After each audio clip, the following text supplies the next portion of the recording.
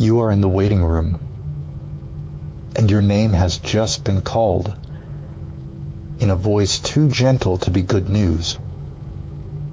You stand up before you mean to.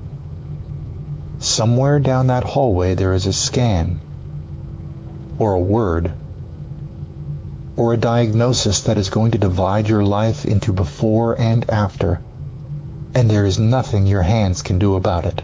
The chair is still warm behind you. The magazine is still open to a page you were not reading,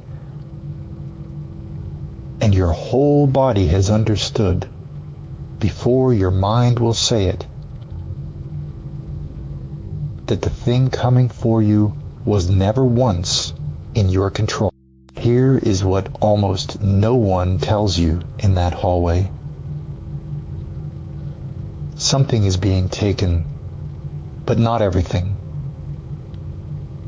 There is one thing walking down that corridor that the diagnosis cannot reach, and you have had it the whole time. The same man who drew the line between what is yours and what is not, the slave who became a teacher, gives you the next page of his handbook for exactly this moment.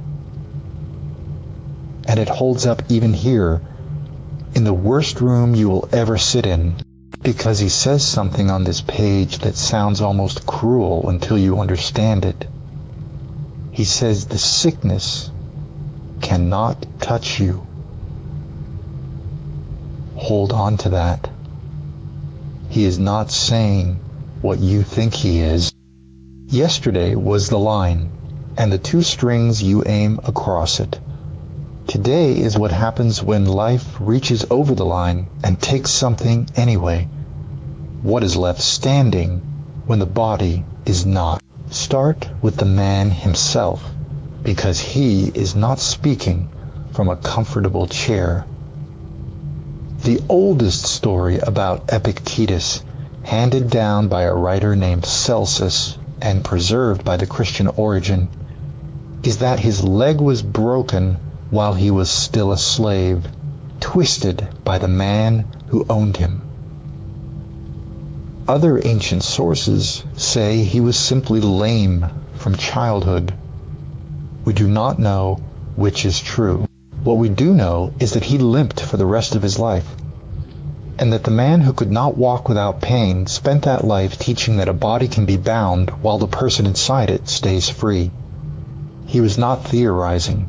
He was describing the terms of his own existence.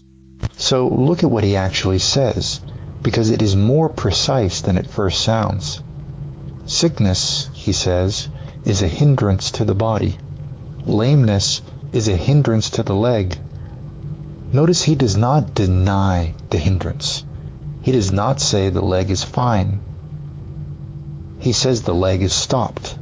And then he asks a second question the panic never lets you ask. Stopped from what? The leg is stopped from walking. But your capacity to choose how you meet the not walking, that is a different thing entirely. And the disease has no road to it unless you hand it one. The Stoics had a word for that inner thing. Prohairesis. Your faculty of choice. The part of you that decides what a thing means and how you will carry it.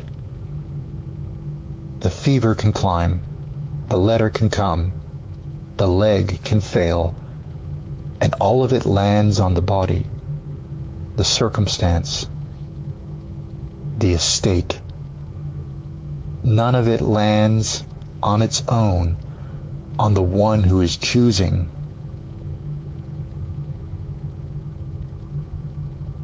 That was his whole point.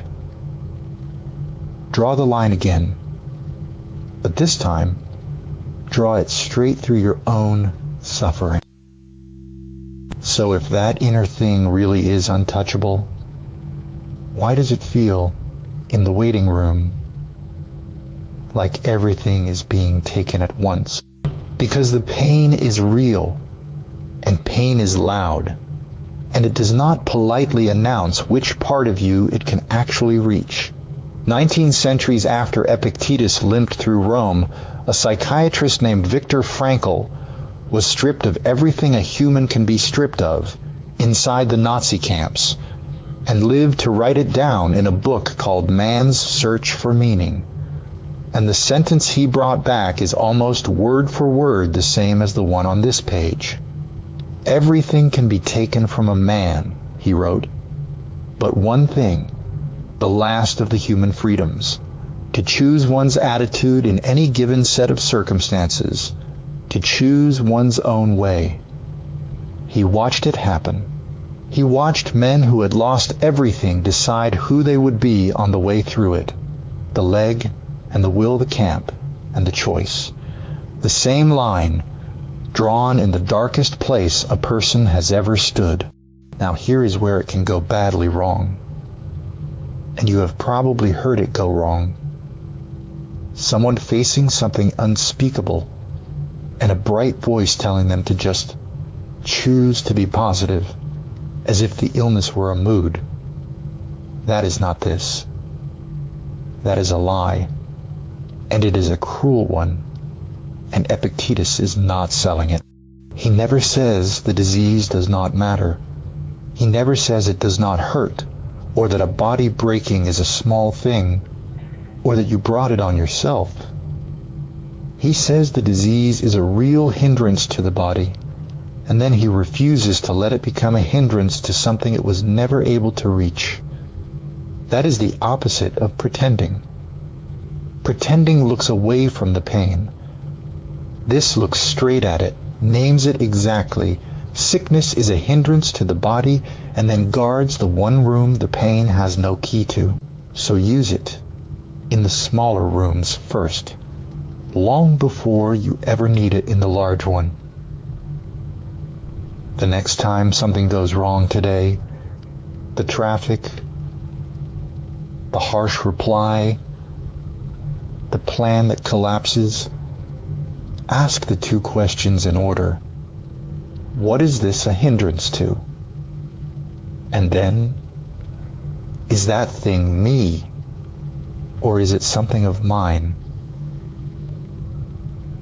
The delay is a hindrance to your schedule. The insult is a hindrance to your reputation. Neither is a hindrance to the person deciding how to stand in it. Unless you decide it is, say it plainly, the way he tells you to. This is a hindrance to my leg. It is not a hindrance to me. Practice it on the small breaks, so the words are already in your mouth when a large one comes. But be honest about the limit, because there is one, and it is important. This does not make you untouchable. You will still grieve. Your body is not a rented thing you can watch from a distance. It is you. And when it suffers, you suffer. And Epictetus knew that.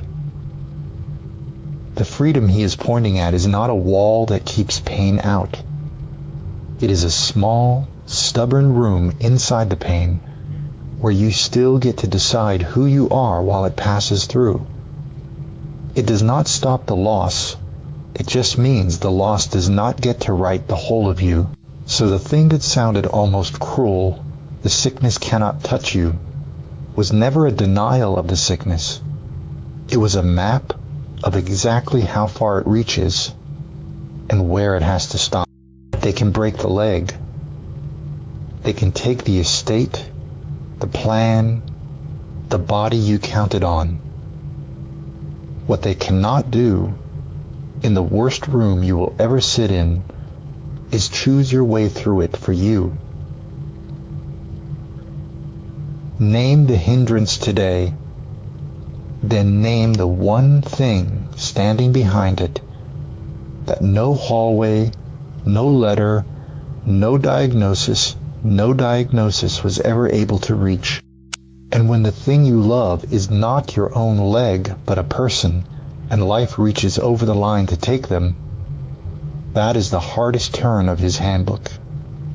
And it is the next piece here.